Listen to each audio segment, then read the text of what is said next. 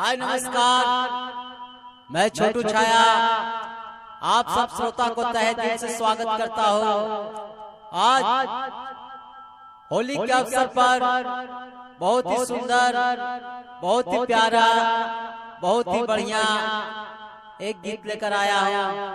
हम आशा और पूरा विश्वास करते हैं ये गाना आप सबको बहुत ही पसंद आएगा। आइए इस गाना को सुनते हैं और आनंद लेते हैं।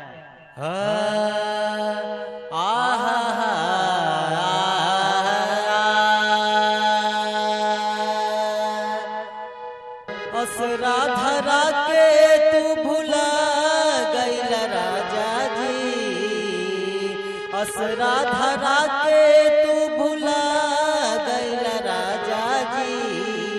अहोलिया में घरे काहे ना गइल राजा जी।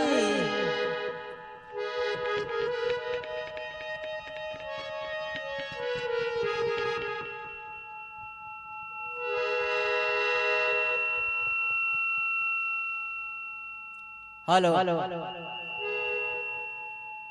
असरा धरा के तू भुला गइल राजा जी, असरा धरा के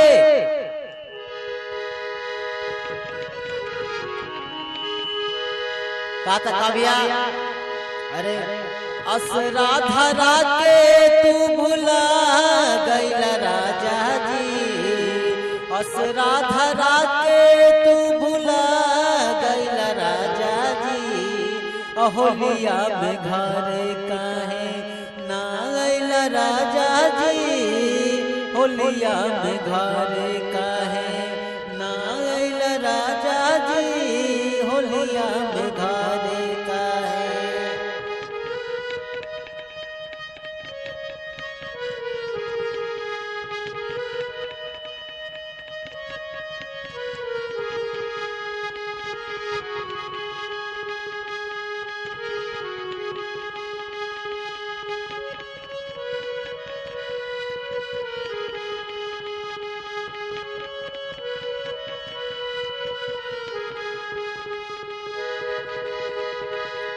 बहुत ही प्यारा, बहुत ही सुंदर, बहुत ही अच्छा बोलबा का फगुनी बयरिया सैया बेधे अंग अंग में, व्याकुल मनमा रहल चाहता रे संग में। फगुनी बयरिया सैया बेधे अंग अंग में, व्याकुल मनमा रहल चाहता रे संग में। सगरी तमाजा किरकिरा कैल राजा जी, सगरी तमाजा किरकिरा कैल राजा जी।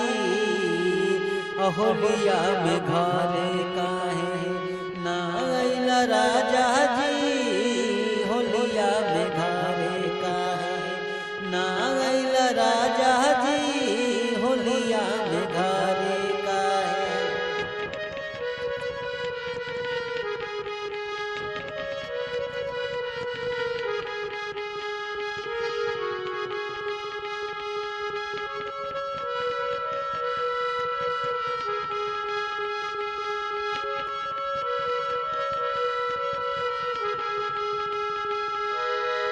का भैया। झनके मियाज जब जब बोले ले कोयलिया, तोरा बिना नीमन नहीं लगे जान होलिया। झनके मियाज जब जब बोले ले कोयलिया, उनका बिना नीमन नहीं लगे जान होलिया। सगरी तमाजा किरकिरा कैल राजा जी, सगरी तमाजा किरकिरा कैल राजा जी। अहोलिया में घरे काहे ना गइल राजा जी, होलिया में घरे काहे ना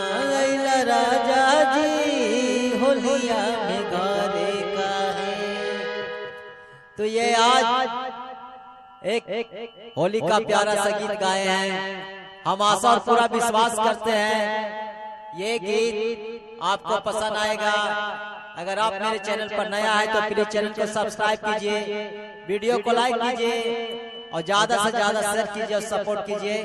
थैंक यू, नमस्कार।